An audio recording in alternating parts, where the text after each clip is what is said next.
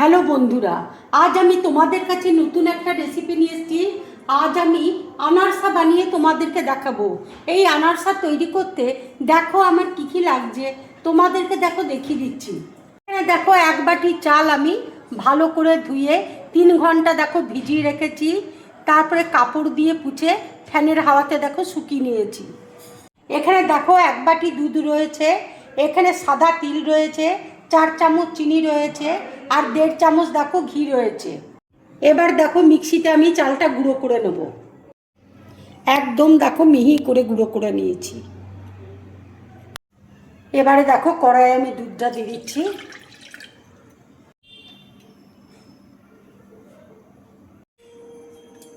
দুধ ফুটছে। এবার আমি 4 চামচ চিনি দিয়ে দিচ্ছি।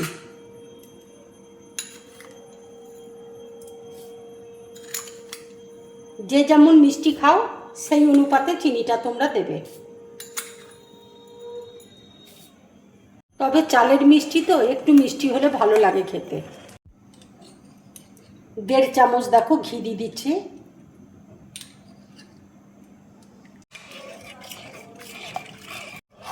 চিনিটা একদম মেল্ট হয়ে গেছে।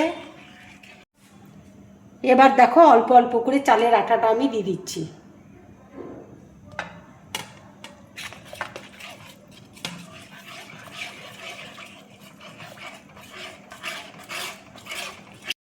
ভালো করে নেড়ে যেতে হবে, না হলে দলা পাকিয়ে যাবে। আর আমি এখানে অল্প করে নুন দিয়ে দিচ্ছি।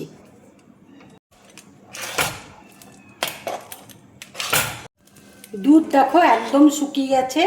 এবার আমি নামিয়ে নেব। ঠান্ডা হয়ে এসছে। এবার আমি 1 চামচ তিল দিয়ে মেখে নেব।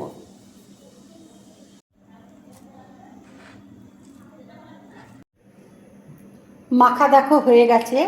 হাতে আমি একটু ঘি বুলিয়ে নিয়েছি। এবার আমি ছোট ছোট বলের মতন তৈরি করে নেব। ঠিক এরকম সাইজের বলের মতন তৈরি করে নিচ্ছি। আর এখানে তিলের মধ্যে আমি কোট করে নেব।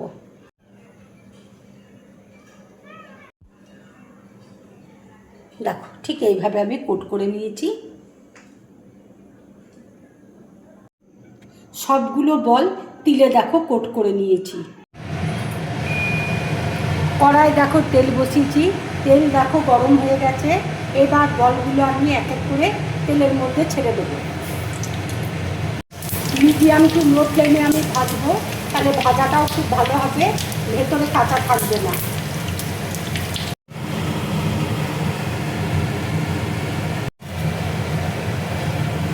এইভাবে আনারসা বানিয়ে তোমরা বাড়িতে খাবে। খেয়ে অবশ্যই আমাকে কমেন্টস করে তোমরা জানাবে তোমাদের কেমন লাগলো।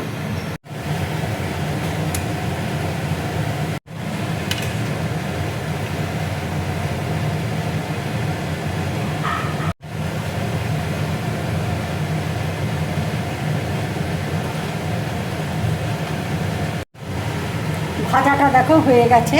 এবার আমি নামিয়ে নেব।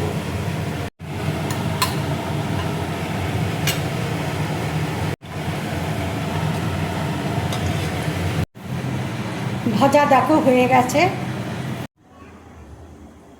এইভাবে তোমরা আনারসা বানিয়ে বাড়িতে খাবে। খেয়ে অবশ্যই আমাকে কমেন্টস করে তোমরা জানাবে তোমাদের কেমন লাগলো।